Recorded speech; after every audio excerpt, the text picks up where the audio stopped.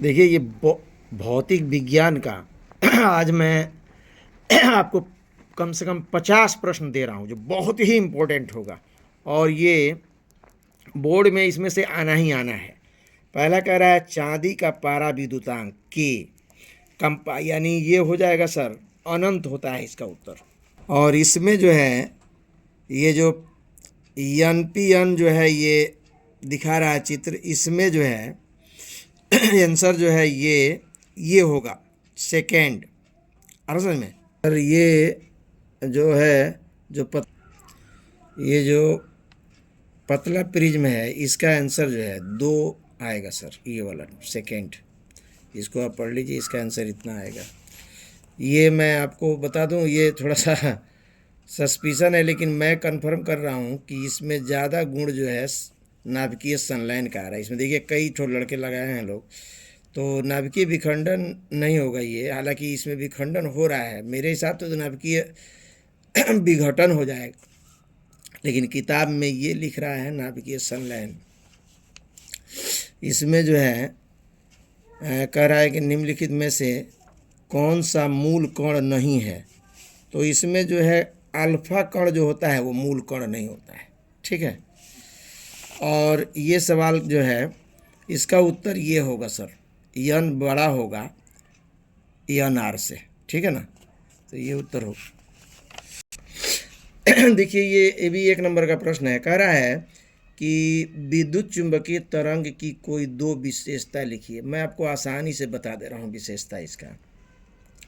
पहले तो ये समझिए, इसमें दूसरा भी प्रश्न बन सकता है कि विद्युत चुंबकीय तरंग की कौन कौन होता है विद्युत चुंबकीय तरंग का उदाहरण। तो इसमें गामा किरण है, अल्फा किरण है, पराबैंगनी किरण होता है, औरक्त किरण होता है। इसमें बहुत सारा आता है, समझ में, एक्स किरण है, समझ में। तो इसमें कई किरणों के नाम आते हैं। तो इसमें आप ये लिख सकते हैं। विशेषता मैं बता दूं कि जो विद्युत चुंबकीय तरंग है, उसकी जो विद्युत चुंबकीय तरंग है वो आवेश द्वारा, माने त्वरित आवेश द्वारा उत्पन्न होती है। एक विशेषता ये हो जाएगा। सबसे छोटी विशेषता मैं आपका इसका बता दूं कि विद्युत चुंबकीय तरंग की जो प्रकृति होती है वो अनुप्रस्थ होता है, ये लिख लीजिए। और एक छोटा बता दें कि विद्युत चुंबकीय तरंग का जो चाल है वो प्रकाश के चाल के बराबर होता है। तो एक विशेषता ये हो गया आपका कि जो विद्युत चुंबकीय तरंग है उसकी चाल जो है प्रकाश के चाल के बराबर होता है, और ये जो है त्वरित आवेश द्वारा उत्पन्न होता है। इसकी प्रकृति अनुप्रस्थ होता है। हो गया 3, तो 2 ही पूछ रहा है, तो 3 विशेषता हो गया। अगर और लिखना चाहें तो आप लिख सकते हैं कि ये निर्वात में चलता है प्रकाश की चाल से। आगे समझ में, इसकी वेग जो है 1/रूट स्केलन 0 और म्यू 0 के बराबर होता है। तो कई हो, ये सबसे आसान है, आप लिख दीजिएगा कि ये त्वरित आवेश द्वारा उत्पन्न होता है, और जो है ये प्रकाश के वेग के बराबर इसकी चाल होती है। चुंबकीय तरंग की प्रकृति अनुप्रस्थ होता है। ये 3 टोक हो गया। अगला देखिए ये दूसरा प्रश्न जो कह रहा है देलही तरंग दैर्घ्य से आप क्या समझते हैं। इस पर मैं आपको 3 प्रश्न बता रहा हूँ, तीनों में से एक आना ही आना है, ये जान लीजिए। पहला तो यही देख लीजिए, देलही तरंग दैर्घ्य किसे कहते हैं। शॉर्टकट में अगर कहा जाए तो देलही तरंग दैर्घ्य जो है किसी धातु पर आपतित प्रकाश की तरंग दैर्घ्य से अधिक मान वाला होता है। जो प्रकाश का वेग से अधिक, माने प्रकाश के तरंग दैर्घ्य से अधिक तरंग दैर्घ्य हो जाए तो उसे कहते हैं देलही तरंग दैर्घ्य। अब बड़ा परिभाषा लिखना हो तो आप लिखेंगे कि आपतित प्रकाश की तरंग दैर्घ्य का वह अधिकतम मान जिससे तरंग दैर्घ्य का प्रकाश का धातु पृष्ठ से प्रकाश इलेक्ट्रॉन उत्सर्जित कर सके उसे देलही तरंग कहते हैं। इसे लैम्डा 0 से प्रदर्शित करते हैं, और लैम्डा 0 बराबर होता है C/V0। आ रहा समझ में। एक और इसी पर मैं प्रश्न बता दूं, जो ये V0 है वो क्या होता है। इसको इसका एक और ले लें आप, निरोधी विभव आ सकता है। इस पर क्या आ सकता है, हाँ, निरोधी विभव। निरोधी विभव धन प्लेट पर लगाया गया वह न्यूनतम ऋणात्मक विभव होता है जो आपतित प्रकाश की किसी आवृत्ति के कैथोड से उत्सर्जित सभी प्रकाश इलेक्ट्रॉनों को प्लेट तक जाने से रोकता है, इसीलिए तो इसका नाम है निरोधी विभव। तो ये लिख सकते हैं आप। एक और इस पर बनता है देलही आवृत्ति। क्या बनता है? वही जो V0 हम बोले हैं, लैम्डा 0 बराबर होता है C/V0। C होता है प्रकाश की चाल 3 लाख किलोमीटर प्रति घंटा। तो इसमें देलही तरंग आ सकता है। उसकी परिभाषा आप लिख लें कि आपतित प्रकाश का वह न्यूनतम आवृत्ति जो किसी धातु से प्रकाश इलेक्ट्रॉन पर यानी प्रकाश इलेक्ट्रॉन का उत्सर्जन कर सके, उसे कहते हैं देलही तरंग। इसे जो है V0 से प्रदर्शित करते हैं। V0 का सूत्र बन जाएगा आपका V0 बराबर लैम्डा 0/C, है ना? नहीं, V0 बराबर जाएगा C/λ0। क्या हो जाएगा? यहाँ लिख दे रहे हैं हम दोनों सूत्र। एक बन जाएगा आपका लैम्डा 0 बराबर बन जाएगा C यानी प्रकाश की चाल बटे V0। अब भी निकालना होगा तो V0 बराबर हो जाएगा C/λ0। आ रहा समझ में? तो इससे ये लग जाएगा। ये देखिए बड़ा ही आसान सवाल है 1 नंबर का, ये हर साल आने वाला सवाल है। कह रहा है कि यन बराबर, यन माने अपवर्तनांक, 3/2 अपवर्तनांक वाले कांच का, तो कांच का जो अपवर्तनांक है 1.5 कहिए चाहे 3/2, और उसी के बराबर ये है। देखिए 3/2 ये भी है, 3/2 ये भी है। जब इस तरह का सवाल आ जाए और तब पूछे उसकी फोकस दूरी, तो ऐसे के फोकस दूरी अनंत हो जाता है। क्या हो जाता है? हाँ, तो इसकी फोकस दूरी अनंत हो जाएगा और इसकी प्रकृति जो है वो समतल दर्पण के जैसे हो जाता है, समतल लेंस के जैसे हो जाएगा। हाँ, तो इसकी प्रकृति लिख दीजिएगा समतल लेंस के जैसे हो जाएगा। आई इसकी फोकस दूरी जो है अनंत हो जाता है, क्योंकि समतल लेंस का फोकस दूरी अनंत होता है। अगर समझ में? ये भी बड़ा आसान सवाल है। देखिए, किसी ट्रांजिस्टर के धारा लाभ बीटा का क्या अभिप्राय होता है? आप एक लाइन में इसको लिख सकते हैं कि IC/IB को जो है धारा लाभ कहते हैं। क्या लिखेंगे? IC/IB को धारा लाभ कहते हैं। इसको देख लीजिए।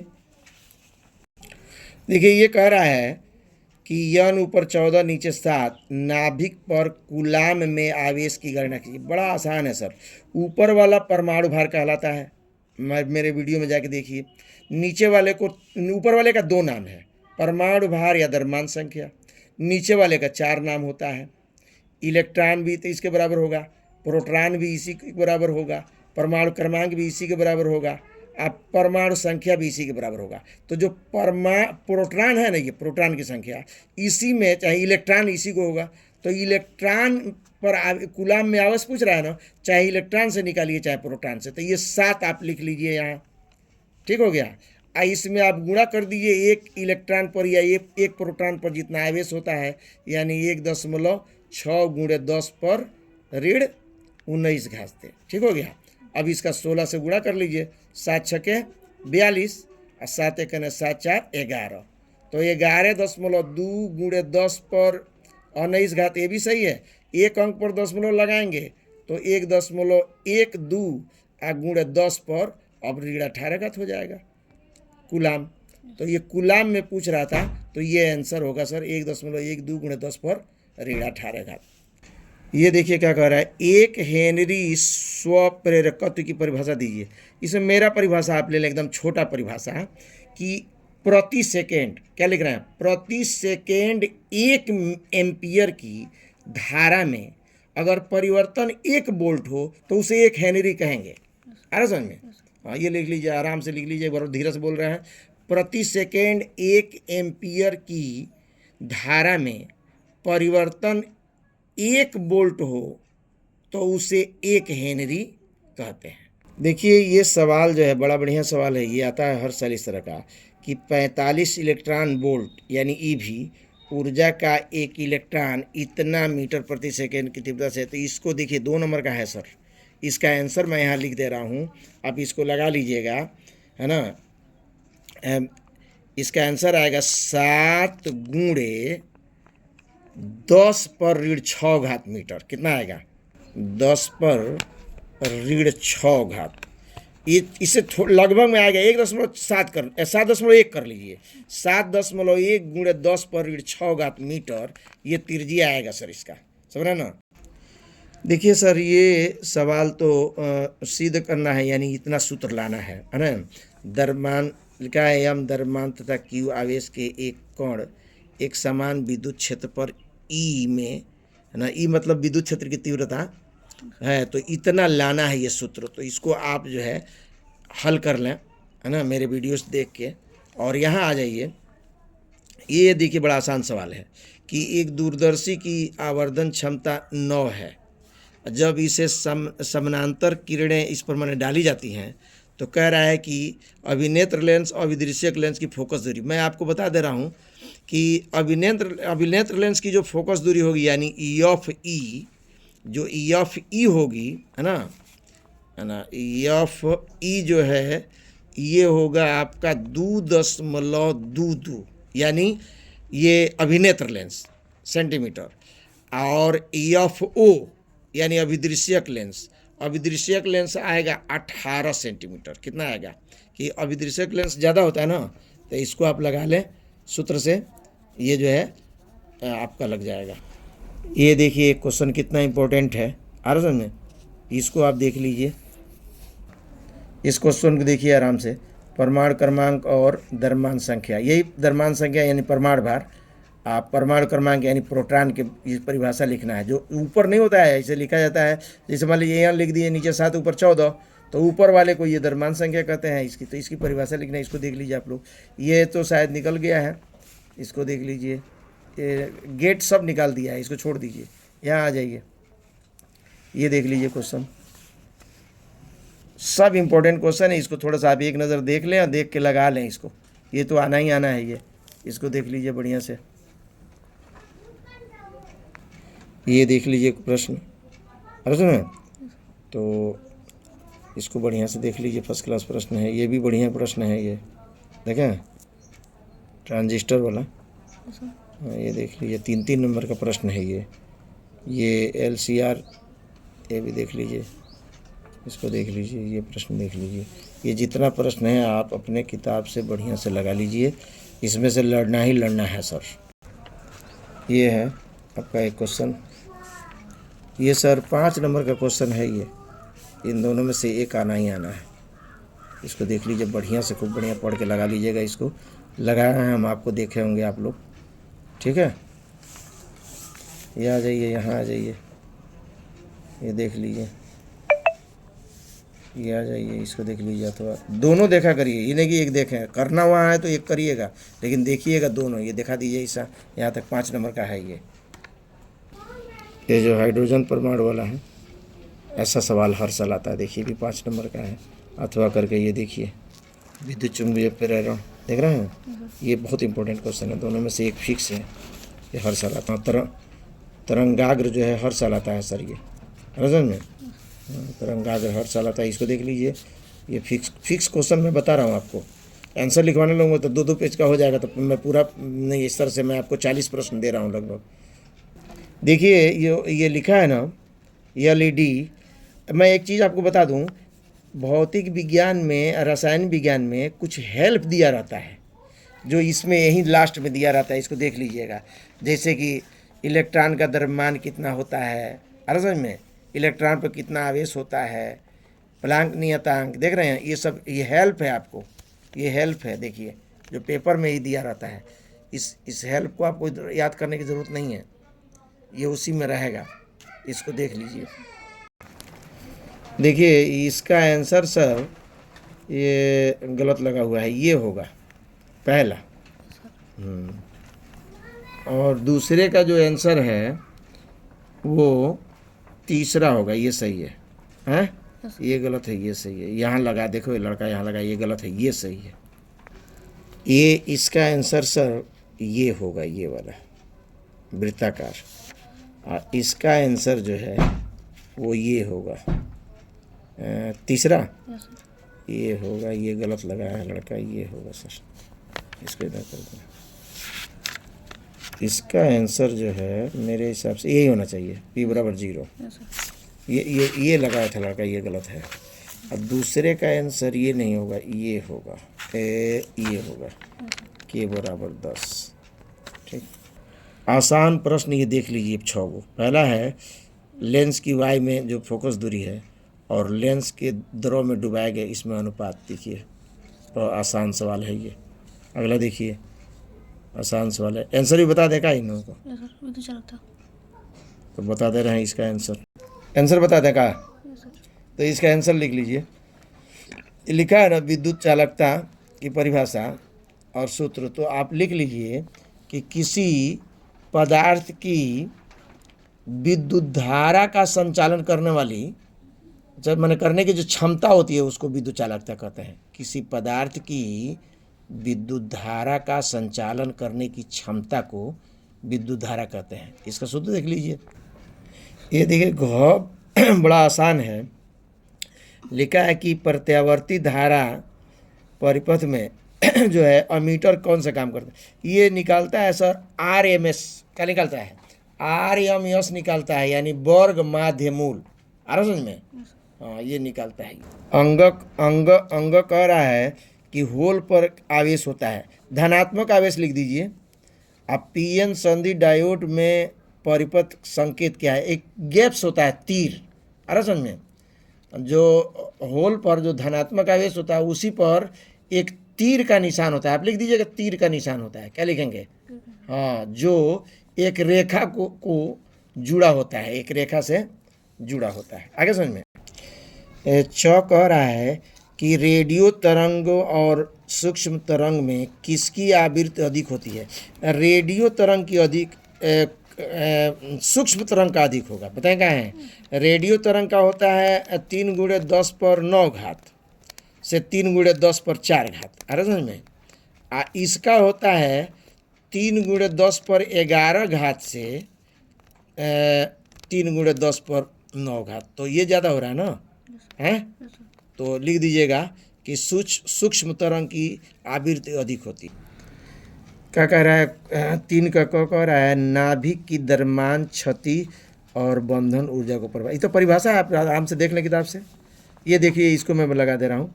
कह रहा है कि क्राउन कांच में इसका आंसर आना चाहिए 0.52।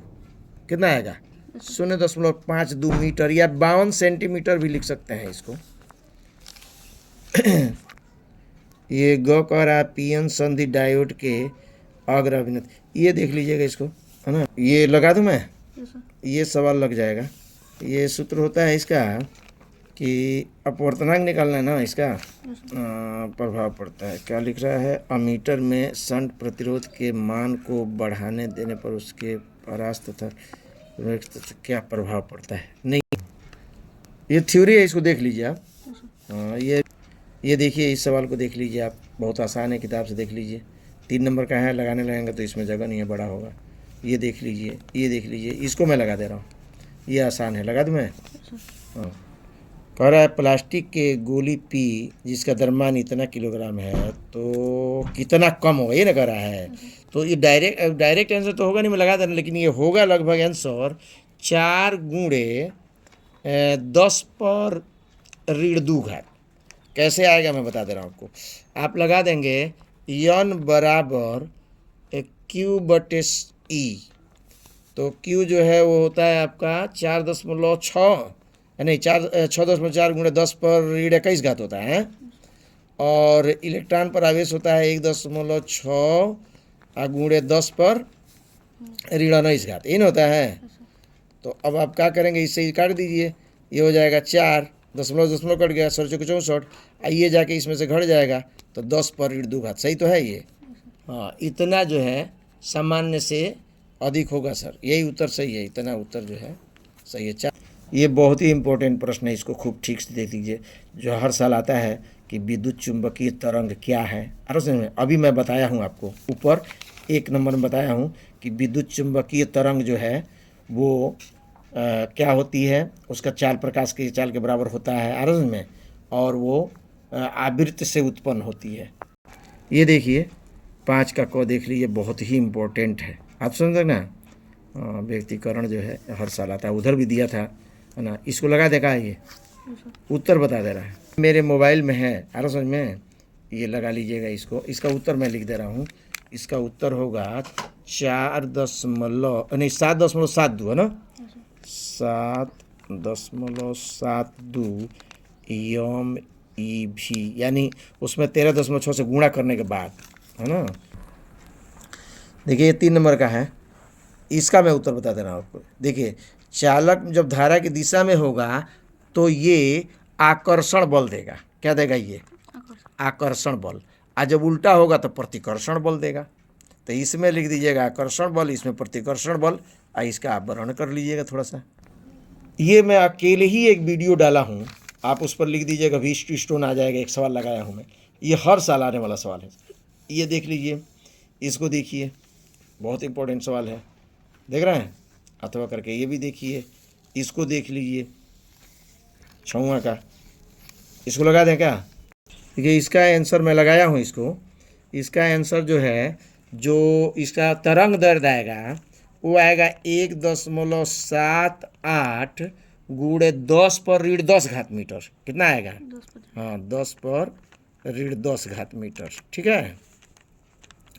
आप फोटान जो आएगा वो 1.12 गुणे 10 पर ऋण 15 घात, ये संख्या होगा 1.12, यहाँ से दिखाइए, गुणे 10 पर 15 घात। कितना होगा? 10 पर 15 घात। ये फोटान हो गया। ये जो है आपका, इस पर तरंग दैर्ध्य हो गया। ये लिखा है यौगिक सूक्ष्मदर्शी या संयुक्त सूक्ष्मदर्शी। तो बोर्ड पर दिखाइए, मैं इसको थोड़ा कायदे से समझा दूँ, 3-4 सवाल इस पर। सूक्ष्मदर्शी बनाना होना, मैं आपको बहुत आसान तरीका बता रहा हूँ। संयुक्त सूक्ष्मदर्शी, खगोलीय दूरदर्शी या विद्युत मोटर विद्युत जनित, चारों 2 मिनट में देखिए आप। यहाँ देखिए, संयुक्त सूक्ष्मदर्शी, ये देखिए, संयुक्त सूक्ष्मदर्शी बनाना है तो सबसे पहले एक रेखा ऐसे खींच दीजिए।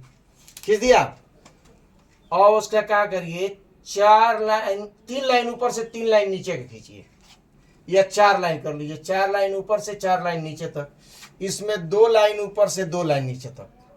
आगे समझ में? उसके बाद क्या करिए, इसको आप ऐसे गोल कर दीजिए। कर दिए? यहाँ देखिए, ऐसे गोल कर दीजिए। यहाँ एक लाइन की वस्तु लीजिए, इसका प्रतिबिंब यहाँ बना दीजिए 4 लाइन का। अब यहाँ इस प्रतिबिंब का प्रतिबिंब यहाँ बनता है, ये 10 लाइन का दिखाइए। बस ये देखिए, ऐसे मिला दीजिए तीर, इसको इससे मिला दीजिए। आगे समझ में? इससे जो है, इसको मिलाते हुए ऐसे खींच दीजिए, और फिर यहीं से थोड़ा आगे बढ़ा के ऐसे खींच दीजिए। यहाँ जो है आंख बना दीजिए। ये देखिए, ये हो गया सर संयुक्त सूक्ष्मदर्शी। क्या हो गया? संयुक्त सूक्ष्मदर्शी। लिख लीजिए इसको। ये देखिए, ये तो संयुक्त सूक्ष्मदर्शी हो गया। खगोलीय दूरदर्शी बनाना हो तो आप क्या करिए कि यहाँ जो है, बस ऐसा कर दीजिए जैसे मैं कर रहा हूं, इसको कर दीजिए 2 लाइन ऊपर से 2 लाइन नीचे। आगे समझिए। इसको कर दीजिए बड़ा, 4 लाइन ऊपर से 4 लाइन नीचे, बाकी सब वैसे ही रहेगा। यहाँ वस्तु लीजिए, चाहे दूर वस्तु लीजिए यहाँ, और ऐसे जो है इसको मिला दीजिए। समझ में? ये देखिए, इससे जो है ऐसे मिला दीजिए। बस लेंस ये छोटा कर दीजिए और ये बड़ा कर दीजिए, ये खगोलीय दूरदर्शी हो जाएगा। क्या हो जाएगा? खगोलीय दूरदर्शी। अब मैं आपको विद्युत मोटर इसी पर बना दे रहा हूं, देखिए कैसे बनेगा। विद्युत मोटर बनाना हो तो पहले आप ऐसे जो है एक बैट बनाइए। क्या बनाइए? ये देखिए, बैट हो गया। अब उसके बाद ऐसे खींच दीजिए, ये देखिए, और ये देखिए सर, बस ये हो गया, बन गया सर विद्युत मोटर। कैसे बनेगा ये देख लीजिए थोड़ा सा। ये देखिए, इसको कहते हैं यन और यस, नॉर्थ और साउथ, और ये क्षेत्र चुंबक है। क्या है ये? क्षेत्र चुंबक। और ये है आर्मेचर, ABCD। इस पर जो है तांबे का तार जो है लिपटा रहता है, तांबे का तार लिपटा रहता है। ये क्षेत्र चुंबक हो गया। ये सर्पी बलय है। क्या है ये? ये ब्रूस है, 2 ब्रूस लगा रहता है। तो आप इसको सर्पी बलय लिख देंगे, इसको ब्रूस लिख देंगे। यहाँ एक जो है बैटरी दिखा दीजिए, समझ में? यहाँ एक सेल दिखा दीजिए। ये विद्युत मोटर बन गया। और विद्युत जनित्र भी सेम ऐसे ही बनता है सर। विद्युत जनित्र भी ऐसे ही बनाइएगा, चाहे दिष्ट धारा जनित्र हो चाहे प्रत्यावर्ती धारा जनित्र हो। तो जनित्र बता दिए आपको, विद्युत मोटर बता दिए, संयुक्त सूक्ष्मदर्शी और खगोलीय दूरदर्शी। अब आते हैं अगले प्रश्न पर। संयुक्त सूक्ष्मदर्शी आपको बता दिए, विद्युत मोटर भी यहीं बताती है, विद्युत जनित्र बता दिए। इस सवाल को देख लीजिए ठीक से, ये आप लगाइए, टाइम अब नहीं है, आराम से इसको दिखाइए, वो लोग लगा लेंगे क्योंकि टाइम ज़्यादा हो गया, 25 मिनट से ज़्यादा का वीडियो बन चुका है और आप लोगों के पास ज़्यादा समय रहता नहीं है। आप घर बैठ के आराम से लगाइए, सवाल को खूब ठीक से देख लीजिए। गारंटी है कि जो मैं आज दे रहा हूँ इस प्रश्न में से आपको कम से कम 40 नंबर का लड़ेगा सर। आइए, तो हेल्प है जो उसमें दिखाए थे हम, ये हेल्प है, इससे आपको हेल्प मिल जाएगा कि कितना इलेक्ट्रॉन का द्रव्यमान होता है, कितना इलेक्ट्रॉन पर आवेश होता है। उसे इलेक्ट्रॉन द्रव्यमान नहीं दिया है यहाँ, 9.1 × 10⁻³ किलोग्राम होता है, लिख लीजिएगा वो अभी। और ये जो है आप इसको पढ़ें और मेरे वीडियो को ज़रूर देखें, मेरे वीडियो में सब पड़ा हुआ है, जो जितना मैं बताया हूँ मेरे वीडियो में है, उसको देखें और सब्सक्राइब करें, दूसरे के पास शेयर करें। और अगले जो है सब्जेक्ट का मैं गेस्ट पेपर कल भेजूंगा। और अगला जो है पेपर जो भी होगा, इस बार केमिस्ट्री होगा, इस बार केमिस्ट्री भेजूंगा। मैं हूं असलम सर।